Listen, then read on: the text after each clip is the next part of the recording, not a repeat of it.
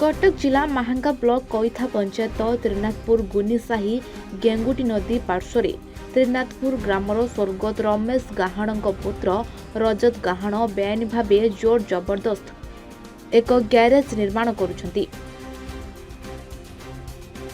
एने एही ग्रामर अमूल्य कुमार गाहाण तांको घर सम्मुख नदी पठारे काहींकी ताल गछ काटी घर निर्माण करुछ बोली पचारिबारु से उत्क्षिप्त होई अश्लील भाषा गालीगुलज करने सह जीवनरू मारी देबाकू धमक देथिले।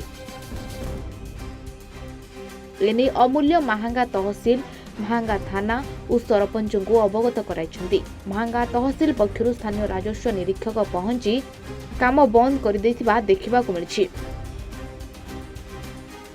कहा निर्देश एवं सरकार केउ नियम रे सरकारी जागारे गृह निर्माण करुछंती ताहा तदंत सापेक्ष।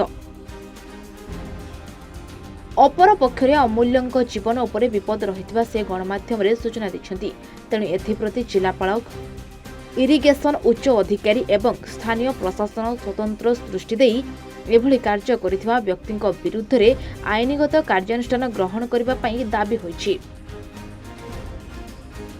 मोर परिचय होला मो ना अमूल्य कुमार गाहाण ग्राम होला त्रिनाथपुर गुनीसाही आउ मु ए कंप्लेंट टी दउची जे मोर घर जस्ट सामना रे रजत कुमार गाहाण मोर पड़ोसी जे से जबरदस्त मु घरे नथिबा अवस्था रे एक घर फाउंडेशन पकई देछि नदी रे। मु पचारिबारु अश्लील भाषा रे गाली देकरी कहउछन त मर्डर कर देबी तू जदी कोनोस जगह कंप्लेंट करबी।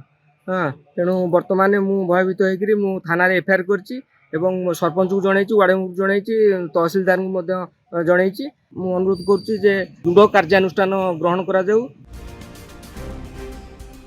महांगारू जगती सिंह को रिपोर्ट ए1 ओडिशा।